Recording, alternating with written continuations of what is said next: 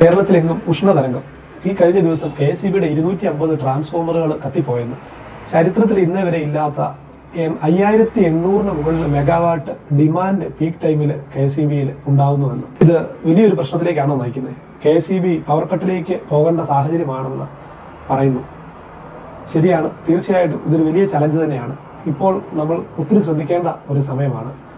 നിപ്പയെയും കോവിഡിനെയും പ്രളയത്തെയും പോലെ കേരളം നേരിട്ടതുപോലെ തന്നെ നമ്മൾ ഒറ്റക്കെട്ടായിട്ട് നേരിടേണ്ട ഒരു ചലഞ്ചാണ് ഇപ്പം ഉണ്ടാകുന്നതെന്ന് എനിക്ക് തോന്നുന്നു. ഞാൻ ടിൻസു മാത്യു, കോട്ടയത്ത് എൽസോൾ പവർ സൊല്യൂഷൻസ് പ്രൈവറ്റ് ലിമിറ്റഡ് എന്ന സോളാർ സിസ്റ്റം ഇൻസ്റ്റാൾ ചെയ്യുന്ന സ്ഥാപനം റൺ ചെയ്യുന്നു. ഈ കഴിഞ്ഞ 7 വർഷമായിട്ട് ഈ ഇൻഡസ്ട്രിയുമായിട്ട് ബന്ധപ്പെട്ട് പ്രവർത്തിക്കുന്നു. അതുപോലെ തന്നെ ഇലക്ട്രിക്കൽ എഞ്ചിനീയറിംഗ് ആണ് ഞാൻ അതിന് മുമ്പ് പഠിച്ചത്. അപ്പോൾ ഇതിൻ്റെയൊക്കെ ബേസ്ഡ് ആയിട്ട് കുറച്ച് ഒരു അവലോകനം, ഈ ഒരു മേജർ ചലഞ്ച്, പവർ ഫെയിലിയർ, അതുപോലെ തന്നെ എനർജി ഡിമാൻഡിലുണ്ടായ വലിയ ഹൈക്ക്, ഇതിനെ എങ്ങനെ മാനേജ് ചെയ്യാം, എന്താണ് യഥാർത്ഥ സിനാരിയോ, ആരുടെ ഭാഗത്താണ് തെറ്റ് എന്ന് എൻ്റെ എളിയ അറിവുകൾ വെച്ച് ഒന്ന് അവലോകനം ചെയ്യാമെന്ന് കരുതുന്നു. KSEB പവർ കട്ട് കൊണ്ടുവരുന്നു എന്ന് പറയുന്നതിന് മുമ്പ് തന്നെ പല സ്ഥലങ്ങളിലും ഈവനിങ് ടൈമിലും അല്ലെങ്കിൽ വൈകിട്ടുമൊക്കെ പവർ നാച്ചുറലി പോകുന്നു എന്ന് കേൾക്കുന്നു. അത് എന്തുകൊണ്ടാണെന്ന് KSEB അവരുടെ ഒഫീഷ്യൽ വെബ്സൈറ്റിലൂടെ പ്രസിദ്ധപ്പെടുത്തിയിരുന്നു. ADMS, automatic demand management system. ഒരു ഫീഡറിൽ നിശ്ചിത കപ്പാസിറ്റിയിൽ കൂടുതൽ ലോഡ് വന്നു കഴിഞ്ഞാൽ ആ ഫീഡർ ഡാമേജ് ആവാനോ അല്ലെങ്കിൽ അതിന് ബ്രേക്കേജ് ഉണ്ടാവാനോ സാധ്യത ഉള്ളതുകൊണ്ട് അതിനുള്ളൊരു പ്രൊട്ടക്ഷനായിട്ട്, മുൻകരുതലായിട്ട് സബ്സ്റ്റേഷനിൽ ഓട്ടോമാറ്റിക്കായിട്ട് ഡിമാൻഡ് മാനേജ് ചെയ്യാനായിട്ട് ആ ഏരിയയിലെ ഫീഡർ ഓഫ് ചെയ്യുന്നു. അതിനുശേഷം ഒരു നിശ്ചിത സമയത്തിന് ശേഷം മാത്രം, മിനിമം 5 മിനിറ്റ് ടൈമുണ്ട്, അതിനുശേഷം മാത്രം അത് ഓൺ ചെയ്യാൻ സാധിക്കുകയുള്ളൂ. ആ രീതിയിലൊരു കൺട്രോളാണ് ADMS. എന്തിനാണ് ഈ ഓട്ടോമാറ്റിക് ഡിമാൻഡ് മാനേജ്മെന്റ് സിസ്റ്റം? ഇന്ത്യയിലെ ഗ്രിഡ് ശൃംഖല എല്ലാം ഒരുമിച്ച് കണക്റ്റഡ് ആണ്. അപ്പം ഈ കണക്റ്റഡ് ആയിരിക്കുന്നത് കൊണ്ട് തന്നെ ഓരോ ഏരിയയിലെ ഡിമാൻഡിന്റെ കൂടുതലും കുറവും നമ്മുടെ എൻ്റയർ സിസ്റ്റത്തിനെ അഫക്റ്റ് ചെയ്യാൻ സാധ്യതയുണ്ട്.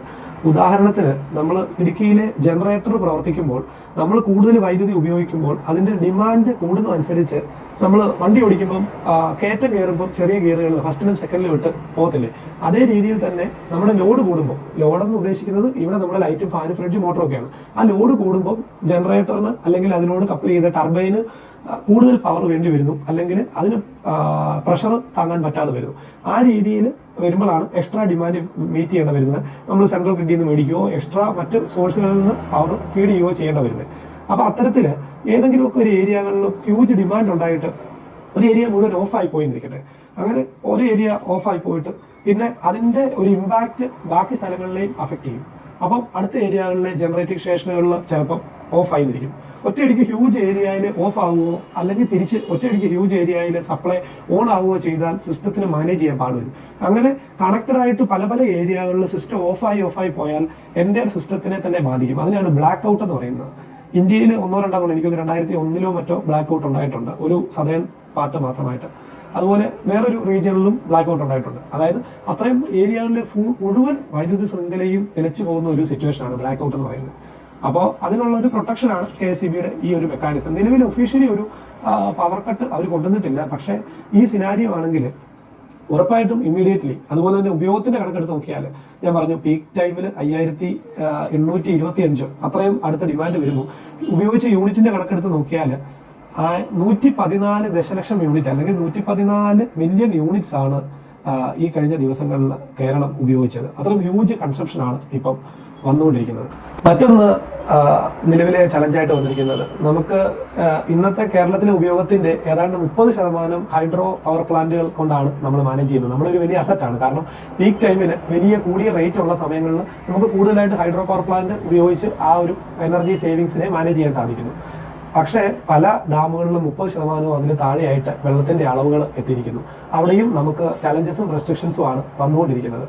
അതുപോലെ തന്നെ സാധാരണഗതിയിൽ നേരത്തെ പീക്ക് അവർന്ന് കൺസൾട്ട് ചെയ്തിരുന്ന 6 മണി മുതൽ 10 മണി വരെയുള്ള സമയമായിരുന്നു. പക്ഷേ ഈ അധിക ചൂടും ഇത്രയും ക്ലൈമാറ്റിക് ചലഞ്ചസും മൂലം 10:30ക്കും 11 മണിക്കും ഒക്കെയാണ് recent peak demand KSEB record ചെയ്യപ്പെട്ടിരിക്കുന്നത്. അതായത് 10 മണിക്കും 2 മണിക്കും ഇടയ്ക്കുള്ള സമയത്ത് അമിതമായ AC-യുടെയും മറ്റ് എക്യുപ്മെന്റ്സിന്റെയും ഉപയോഗങ്ങളും കൊണ്ട് പീക്ക് ഡിമാൻഡ് വല്ലാണ്ട് കൂടുന്ന ഒരു സിറ്റുവേഷനിലേക്കാണ് ഇപ്പോൾ വന്നിരിക്കുന്നത്. വൈദ്യുതി പ്രതിസന്ധിയുണ്ട്, അതുകൊണ്ട് നിങ്ങൾ കുറച്ച് ഉപയോഗിക്കണം, ഉപയോഗം കൺട്രോൾ ചെയ്യണം എന്ന് പറയുമ്പോൾ പലർക്കും ഉണ്ടാകുന്ന ഒരു സംശയം അല്ലെങ്കിൽ സോഷ്യൽ മീഡിയകളിൽ ഞാൻ കണ്ടു, എന്തിനാ അങ്ങനെ ഒരു കൺട്രോൾ KSEB പറയുന്നു? വൈദ്യുതി വിറ്റ് വരുമാനം ഉണ്ടാക്കണ്ട, അല്ലെ വൈദ്യുതി വിറ്റ് കാശ് ഉണ്ടാക്കേണ്ട ഒരു പ്രസ്ഥാനമല്ലേ KSEB?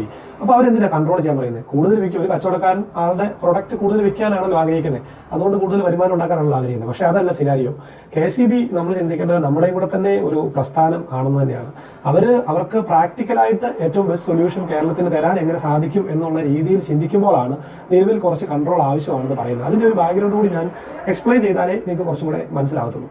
അതായത് കേരളത്തിന്റെ സ്വപ്ന പദ്ധതിയായിരുന്നു നമ്മുടെ ആതിരപ്പള്ളി ഒരു ഹൈഡ്രോ പവർ പ്ലാന്റ്. ഏതാണ്ട് 165 മെഗാവാട്ടോ അതിന് മുകളിലോ കപ്പാസിറ്റിയാണ് അതിന് എക്സ്പെക്ട് ചെയ്തിരുന്നത്.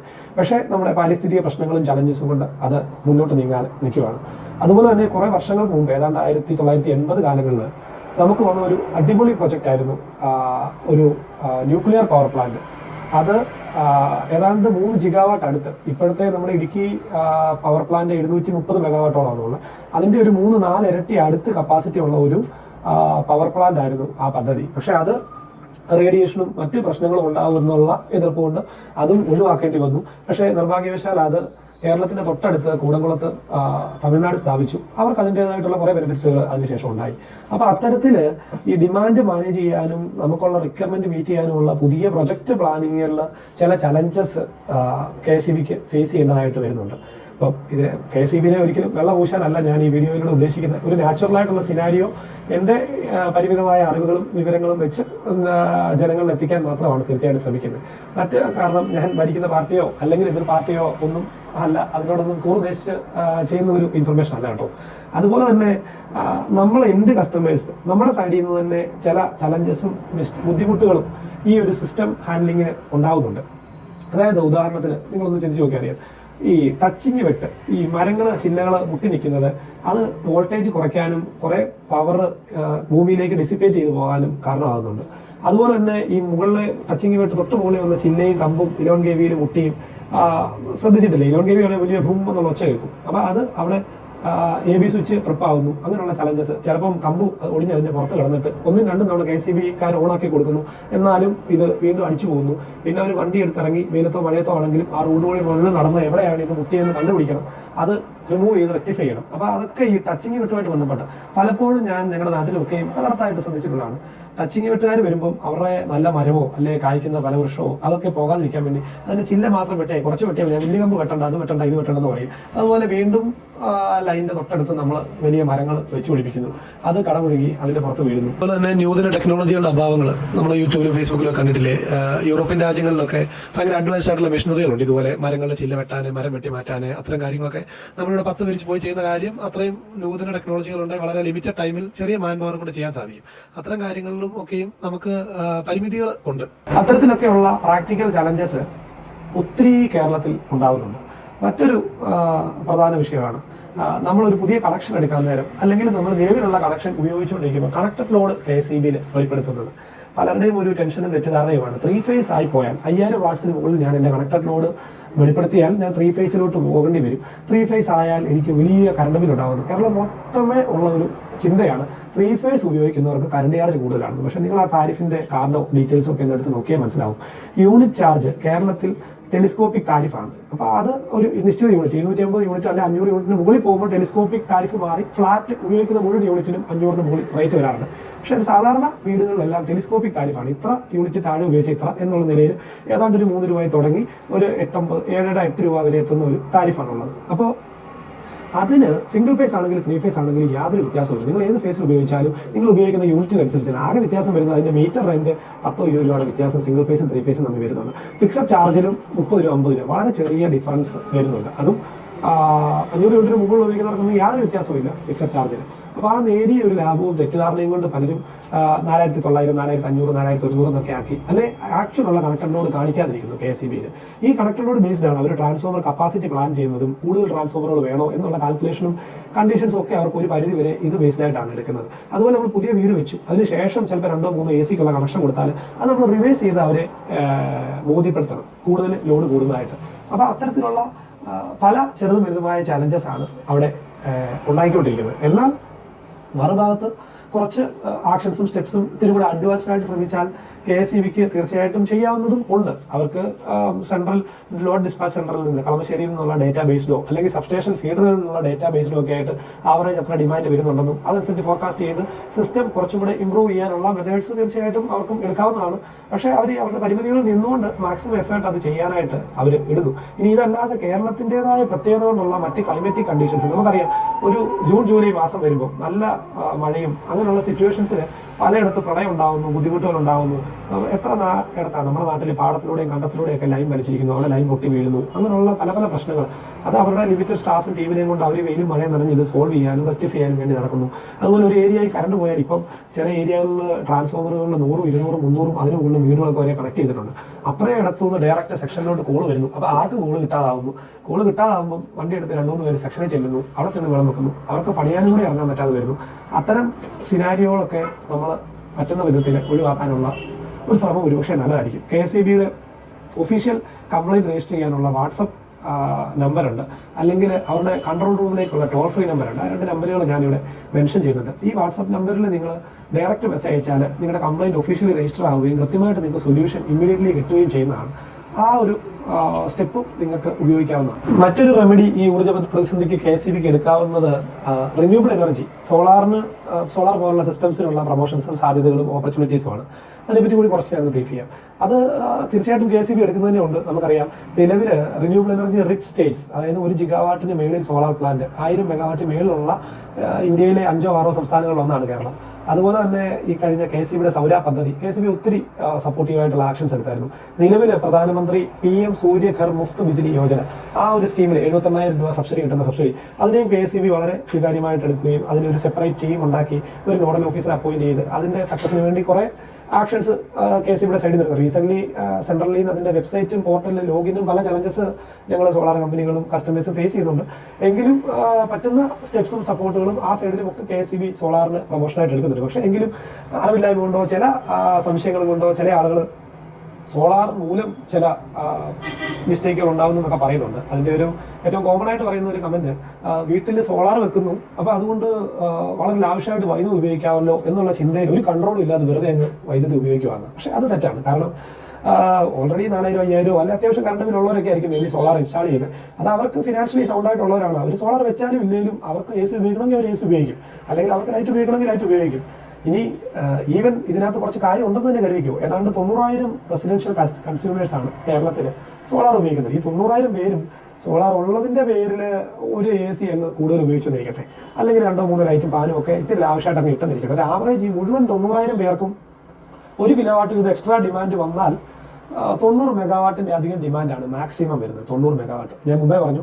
പീക്ക് ഡിമാൻഡ് 5,800-ൽ 90 എന്ന് പറയുന്നത് വെറും 1-1.5% മാത്രമാണ്. ബാക്കി 98 അല്ലെ 99% പ്രശ്നവും അപ്പുറത്ത് കിടക്കുവാണ്. അപ്പം അതേസമയം കഴിഞ്ഞ ഒരു റെഗുലേറ്ററി കമ്മീഷന്റെ ഹിയറിംഗിൽ തിരുവനന്തപുരത്ത് കമ്മീഷൻ ചെയർമാൻ പറഞ്ഞിരുന്നു, അതായത് നിലവിൽ പകൽ സമയത്തും ഡിമാൻഡ് കൂടുതലായതുകൊണ്ട് തന്നെ റൗണ്ട് എ ക്ലോക്ക് 24 അവറും ഏതാണ്ട് 8 രൂപയോ ഒരു ഹ്യൂജ് എമൗണ്ടിന് KSEBക്ക് കുറച്ച് വൈദ്യുതി പുറത്തുനിന്ന് വാങ്ങേണ്ടി വരുന്നുണ്ടെന്ന്.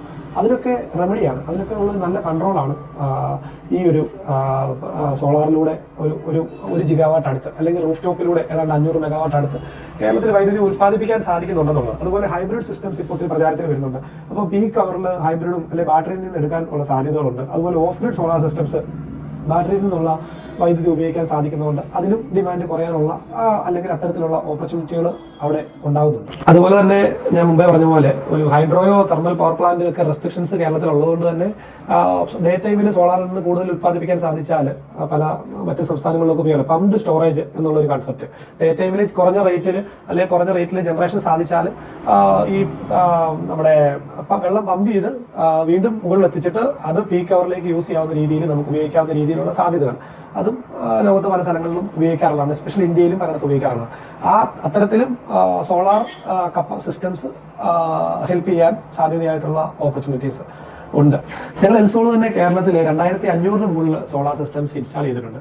അപ്പോൾ നമുക്ക് പേഴ്സണലി നല്ല അടുപ്പമുണ്ട്. നമ്മുടെ കസ്റ്റമേഴ്സിന്റെ ഒക്കെ യൂസേജ് നേച്ചറും സ്റ്റൈലും അവരുടെ ഡിമാൻഡിനെ പറ്റിയൊക്കെ ഒരു ഐഡിയ ഉള്ളതുകൊണ്ടാണ് ഞാൻ ഈ പറഞ്ഞത്. അവരങ്ങ് സോളാർ വെച്ചത് പോലെ ഒത്തിരി അങ്ങ് കൂടുതൽ ഉപയോഗിക്കുന്നത്. അത് മാത്രമല്ല, എനിക്കറിയാവുന്ന കുറേ കസ്റ്റമേഴ്സ് വളരെ പോസിറ്റീവായിട്ട് ചിന്തിക്കുന്നവർ, അതായത് 1000-1500 കറണ്ട് ബില്ലേ ഉള്ളൂ. ഞങ്ങളുടെ ഫേസ്ബുക്ക് ആഡിലൊക്കെ നമ്മൾ കാണിക്കാറുണ്ട് സാമ്പത്തിക ലാഭം 4000 മുകളിൽ സോളാറിന് കറണ്ട് ബില്ലുള്ളവർക്കാന്നൊക്കെ. പക്ഷേ 1000-1500 കറണ്ട് ബില്ലുള്ളവർ നമ്മൾ ഓപ്പണായിട്ട് സംസാരിക്കാറുണ്ട്. എനിക്കിത് ഭയങ്കര ലാഭം ഉണ്ടാക്കാനൊന്നുമല്ല, ഞാൻ ഉൽപ്പാദിപ്പിക്കുന്ന വൈദ്യുതി എനിക്ക് ഉപയോഗിക്കണം, ഒരു ഗ്രീൻ എനർജി ജനറേറ്റ് ചെയ്യണം എന്നുള്ള ആഗ്രഹത്തിലൊക്കെ ചെറിയ എമൗണ്ട് ഇലക്ട്രിസിറ്റി ബില്ലുള്ള ഒത്തിരി കസ്റ്റമേഴ്സ് സോളാർ വെക്കുന്നുണ്ട്.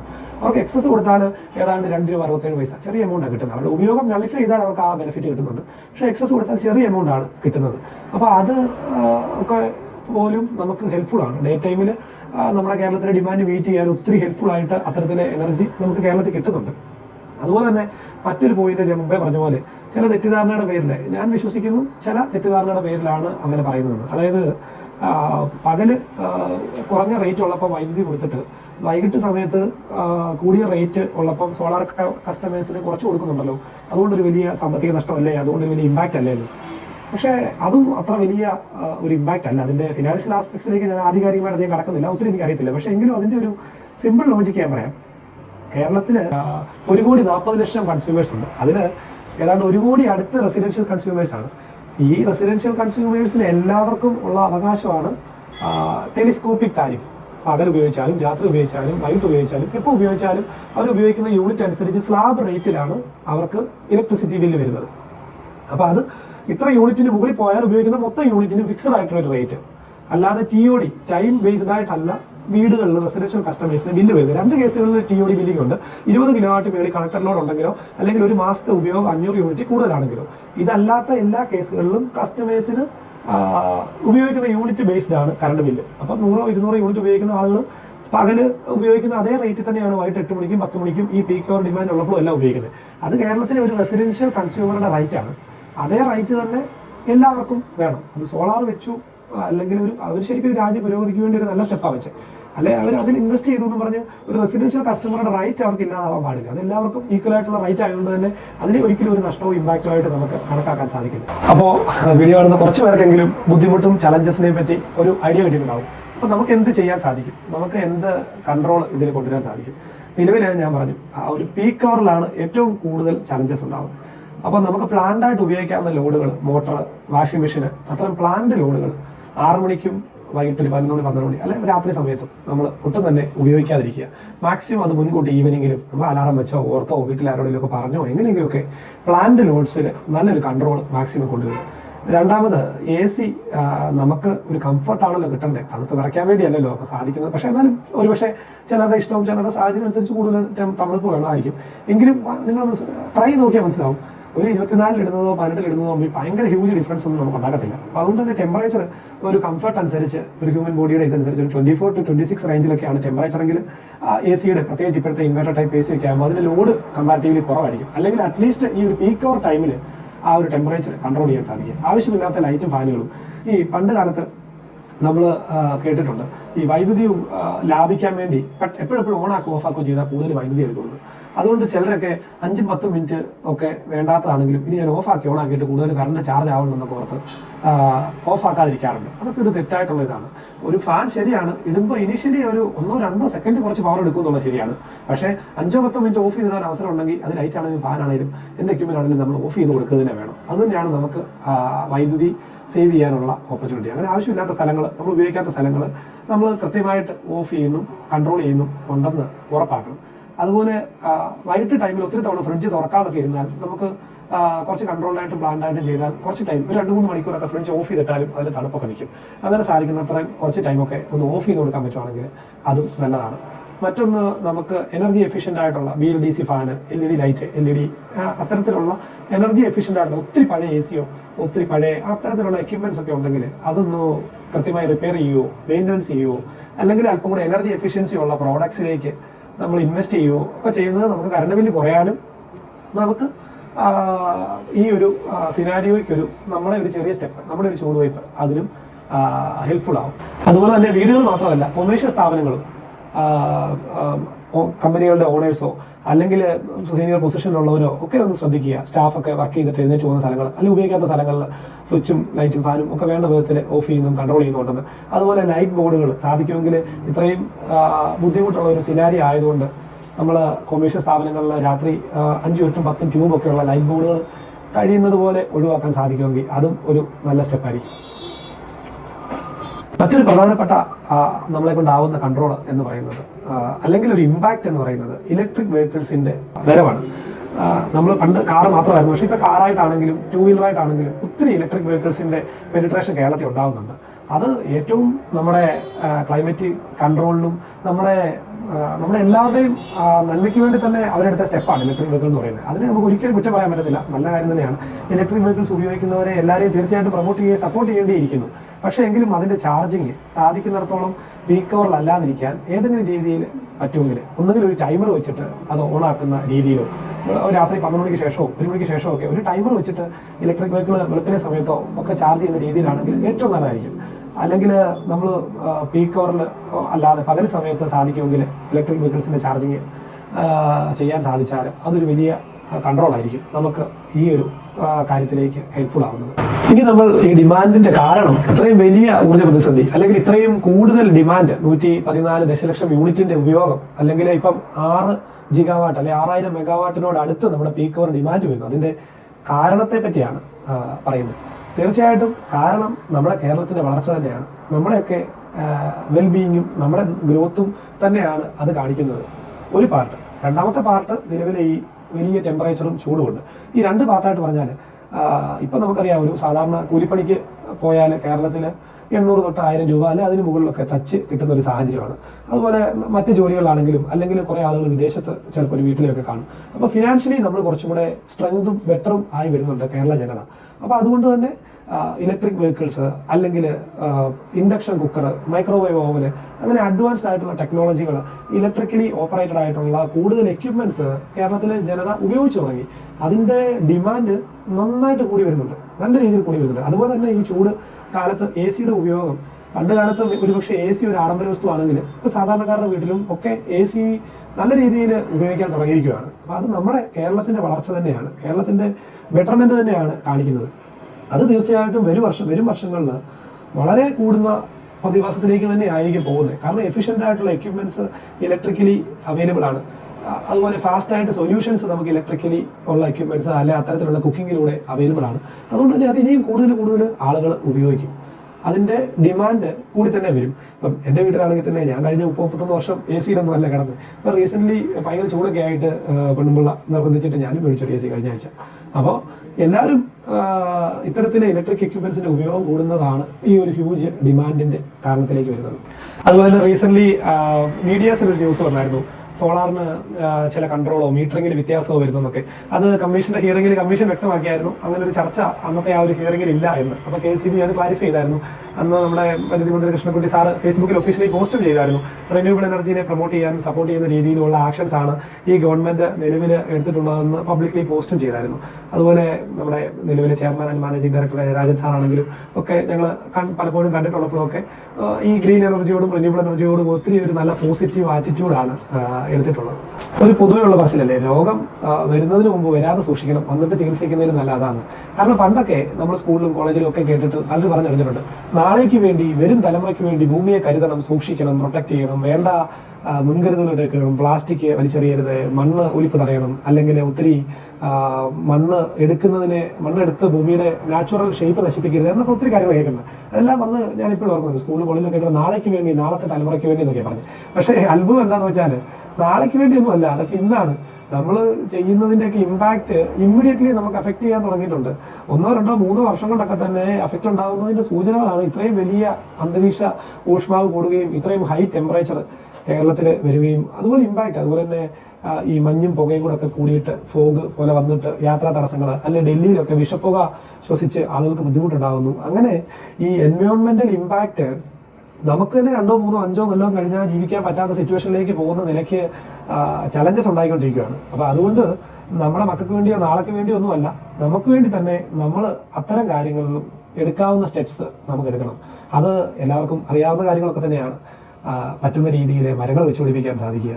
അതുപോലെ തന്നെ പ്ലാസ്റ്റിക്കിന്റെ ഉപയോഗം അല്ലെ പ്ലാസ്റ്റിക് കത്തിക്കുന്നത് അതിലൊക്കെ കൊടുക്കാവുന്ന കൺട്രോളുകൾ നമ്മൾ കൊടുക്കുക. എൻ്റെ ഒരു സുഹൃത്ത് ഈ അടുത്ത് പറയുന്നത് പുള്ളി വർഷങ്ങളായിട്ട് പ്ലാസ്റ്റിക് ഒന്നും വാങ്ങത്തില്ലെന്ന്, എവിടെ പോയാലും കാറിനകത്തൊരു സഞ്ചി ഇട്ടുകൊണ്ടേ പോകത്തുള്ളൂ, അത് വെച്ചാൽ എപ്പോഴും യൂസ് ചെയ്യുന്നത്. അപ്പം അങ്ങനെ ചെറിയ ചെറിയ സ്റ്റെപ്സ് നമ്മൾ ഓരോരുത്തരെ കൊണ്ടും നമ്മൾ പലതുള്ളി പെരുവെള്ളം എന്ന നിലയിൽ. അതുപോലെ ഈ വെഹിക്കിൾസിന്റെ ഉപയോഗം സാധിക്കുമെങ്കിൽ 2-3 പേർക്ക് ക്ലബ് ചെയ്തോ പൂൾ ചെയ്തോ പോകാവുന്ന യാത്രകൾ, സാധിക്കുന്ന സാഹചര്യങ്ങളിൽ പബ്ലിക് ട്രാൻസ്പോർട്ടിന്റെ ഉപയോഗം, അങ്ങനെ നമ്മളെടുക്കുന്ന ചെറുതും വലുതുമായ ഓരോ സ്റ്റെപ്സും പ്ലാസ്റ്റിക് പോലുള്ള സാധനങ്ങൾ കത്തിക്കാതിരിക്കുക.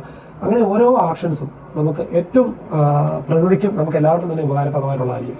അതുപോലെ തന്നെ ഏറ്റവും ഇമ്പാക്റ്റ് കൊടുക്കാൻ സാധിക്കുന്ന ടെക്നോളജി വെച്ചിട്ട് നമുക്ക് ഈ ക്ലൈമറ്റിക് ചേഞ്ചിനെതിരെ പൊരുതാൻ സാധിക്കുന്ന ഏറ്റവും ബെസ്റ്റ് വേസ് ആണ് ഇലക്ട്രിക് വെഹിക്കിൾസ്. 2 വീലർ ആയിക്കോട്ടെ 4 വീലർ ആയിക്കോട്ടെ, ഇലക്ട്രിക് വെഹിക്കിൾസിന്റെ ഉപയോഗം അതിനെ മാക്സിമം പ്രൊമോട്ട് ചെയ്യണം. അതിനുള്ള സാധ്യതകൾ ഒത്തിരി ഹെൽപ്ഫുൾ ആയിരിക്കും. നമുക്ക് ചിലർ ഭയങ്കരമായിട്ട് കുടിച്ച് കഴിച്ച് എത്ര ലാഭം ബാറ്ററി പോകുമോ നിൽക്കുമോ, അല്ലെ 5 കൊല്ലം കഴിയട്ടെ എല്ലാവർക്കും എത്ര ബാറ്ററി ഉപയോഗിക്കുന്നുണ്ട് എന്നൊക്കെ നോക്കി ശ്രമിക്കുന്നുണ്ട്. പക്ഷെ സാധിക്കുന്നിടത്തോളം ഇത്തരം സാധ്യതകൾ പ്രൊമോട്ട് ചെയ്യാനും അതിനുള്ള ശ്രമങ്ങളും നമ്മൾ കൊടുക്കണം. മറ്റൊന്നുള്ളത് renewable energy, wind mill, solar. കേരളത്തിലെ ക്ലൈമറ്റിൽ നമ്മുടെയൊക്കെ എക്സ്പീരിയൻസ് എന്ന് പറയാം, ആവറേജ് 1 കിലോവാട്ടിന് 4 യൂണിറ്റോ അതിന് മുകളിലൊക്കെ ജനറേഷൻ കിട്ടുന്നുണ്ട്. അപ്പോൾ സോളാർ പവർ സിസ്റ്റംസ് ഒത്തിരി ഹെൽപ്ഫുൾ ആണ്. അതായത് ഒരു ആവറേജ് കണക്കെന്ന് പറഞ്ഞാൽ ഇന്ന് ഇന്ത്യയിൽ 1 യൂണിറ്റ് വൈദ്യുതി ഉൽപ്പാദിപ്പിക്കാൻ 800 ഗ്രാം കാർബൺ ഡൈഓക്സൈഡ് പുറന്തള്ളപ്പെടുന്നതെന്നാണ് പറയുന്നത്. അതിനെ കൺവേർട്ട് ചെയ്ത് ഓക്സിജൻ ആക്കാനുള്ള ഒരു മരത്തിന്റെ പവറിനെ കൺസിഡർ ചെയ്ത് നോക്കുമ്പോൾ ഒരു 5 കിലോവാട്ട് സോളാർ സിസ്റ്റം എന്ന് പറയുന്നത് 3000 മരങ്ങൾ വെക്കുന്നതിന് തുല്യമാണ് പറയുന്നത്. അപ്പോൾ റിന്യൂവബിൾ എനർജിയിലേക്കുള്ള സ്റ്റെപ്സും ആക്ഷൻസും ഗവൺമെന്റ് ആണെങ്കിലും KCB ആണെങ്കിലും നമ്മൾ ഓരോരുത്തരും സാധിക്കുന്നിടത്തോളം രീതിയിൽ തീർച്ചയായിട്ടും കൊടുക്കണം. അതിലും ഈ പറഞ്ഞ പോലെ ഭയങ്കരമായിട്ട് കണക്ക് കൂട്ടാറുണ്ട് പലരും. കണക്ക് കൂട്ടിയാലും ലാഭം തന്നെയാണ്. എങ്കിലും നമ്മളൊരു പുതിയ വീട് വെക്കുമ്പോഴോ ഒക്കെ നമ്മൾ ടൈലിനായിട്ടോ ഇന്റീരിയർ വർക്കിനായിട്ടോ ഡെക്കറേഷൻ കാര്യങ്ങൾക്കോ എത്ര ഇൻവെസ്റ്റ് ചെയ്യുന്നു. ഒരു ചെറിയ സ്റ്റെപ്പ് നമ്മുടെ നാളേക്ക് അല്ലെന്നാണല്ലോ ഞാൻ പറഞ്ഞാല്, ഇന്ന് വേണ്ടി തന്നെ നമുക്ക് വേണ്ടി തന്നെ ഈ ലോകത്തെ സന്തുലിതാവസ്ഥ അല്ലെങ്കിൽ ഭൂമിയുടെ നാച്ചുറൽ കണ്ടീഷനും ഹെൽത്തും മെയിൻറ്റെയിൻ ചെയ്യാനായിട്ട് ഒരു ചെറിയ ഇൻവെസ്റ്റ്മെന്റ്, ഒരു 2 ലക്ഷം 2.5 ലക്ഷമോ 3 ലക്ഷമോ ചെറിയ തുക, അല്ലെങ്കിൽ അതിന് ഇപ്പം ഗവൺമെന്റ് 78,000 രൂപ സബ്സിഡി കൊടുക്കുന്നുണ്ട് സോളാറിനാണെങ്കിൽ. അതുപോലെ വിൻഡ് മില്ലോ ഇലക്ട്രിക് വെഹിക്കിളിനും ഒക്കെയും അത്തരത്തിലുള്ള ഓരോ സബ്സിഡികൾ അവൈലബിൾ ആണ്. അത്തരം സ്റ്റെപ്സും നമ്മളാലാവും വിധം നമ്മൾ എടുക്കുക. ഇനി നമ്മളെ കൊണ്ട് പറ്റിയില്ലെങ്കിൽ അത് എടുക്കുന്നവരെ സപ്പോർട്ട് ചെയ്യുക, അതിനെ പ്രൊമോട്ട് ചെയ്യുക, അതിൻ്റെ അഡ്വാൻറ്റേജസ് പറഞ്ഞു കൊടുക്കാൻ സാധിക്കുക. ഏതെങ്കിലുമൊക്കെ രീതിയിൽ നമുക്ക് എല്ലാവർക്കും ഈ ഒരു മിഷനിൽ പങ്കാളിയാകാം. അപ്പോൾ എന്നെ ശ്രമിച്ച എല്ലാവർക്കും താങ്ക്സ്. ഒരിക്കൽ കൂടി ഞാൻ ആഹ്വാനം ചെയ്യുകയാണ്, അല്ലെങ്കിൽ ഞാൻ വ്യക്തിപരമായി സജസ്റ്റ് ചെയ്യുകയാണ്, നമുക്ക് പറ്റുന്ന രീതിയിൽ ഇലക്ട്രിസിറ്റിയുടെ ഒരു കൺട്രോൾ ഈ എനിക്ക് തോന്നുന്നു 1 മാസം കൂടെ മതിയാവും. അതിനുശേഷം സിറ്റുവേഷനൊക്കെ മാറി ചൂടൊക്കെ കുറഞ്ഞ് കാര്യങ്ങൾ അണ്ടർ കൺട്രോൾ ആയേക്കാം ഒരുപക്ഷെ. അപ്പോൾ അത്തരത്തിലൊരു സപ്പോർട്ട് നമ്മളാലാവും വിധം നമ്മൾ കൊടുക്കുക. KCB ഉദ്യോഗസ്ഥരും നമ്മളെപ്പോലെ തന്നെ കേരളത്തിലായിരിക്കുന്ന ആളുകൾ തന്നെയാണ്. നമ്മുടെ കൂടെ പ്രസ്ഥാനമാണെന്നുള്ള ഒരു ആറ്റിറ്റ്യൂഡിൽ തന്നെ നമുക്ക് പറ്റുന്ന രീതിയിൽ ചേർന്ന് പ്രവർത്തിച്ച് അവരുടെ ആഹ്വാനത്തോട് ചേർന്ന് നമുക്കൊരു കൺട്രോൾ കൊടുക്കാം. ഞാൻ ഈ പറഞ്ഞ കാര്യങ്ങളൊക്കെ എനിക്ക് ഈ കഴിഞ്ഞ 7 വർഷത്തെ റിന്യൂവബിൾ എനർജി മേഖലയിൽ നിന്നുള്ള കോൺടാക്ട്സിൽ നിന്നും പരിചയത്തിൽ നിന്നും സോഷ്യൽ മീഡിയയിലെ KCBയുടെ വെബ്സൈറ്റുകളിൽ നിന്ന് ഇന്റർനെറ്റിൽ നിന്നൊക്കെയുള്ള ഡേറ്റ വെച്ച് ഒരു ഉദ്ദേശശുദ്ധിയോടുകൂടി മാത്രം പറഞ്ഞാണ്. ആരെയും വെള്ളം പൂശാനോ അല്ലെങ്കിൽ ആരെയും ഉപദ്രവിക്കാനോ ഇനി എനിക്ക് 4 സോളാറിന്റെ വർക്ക് കൂടുതൽ കിട്ടാനോ മറ്റൊരു ഉദ്ദേശവും കരുതിയിട്ടില്ല. എന്തെങ്കിലും ഈ ഡേറ്റയിലോ അല്ലെങ്കിൽ പറഞ്ഞ കണക്കുകളിലോ ഒക്കെ എന്തെങ്കിലും തെറ്റുണ്ടെങ്കിൽ സദയം ക്ഷമിക്കുക. ഈ ഒരു ഉദ്ദേശശുദ്ധിയെ മാത്രം മാനിക്കുക. Thank you.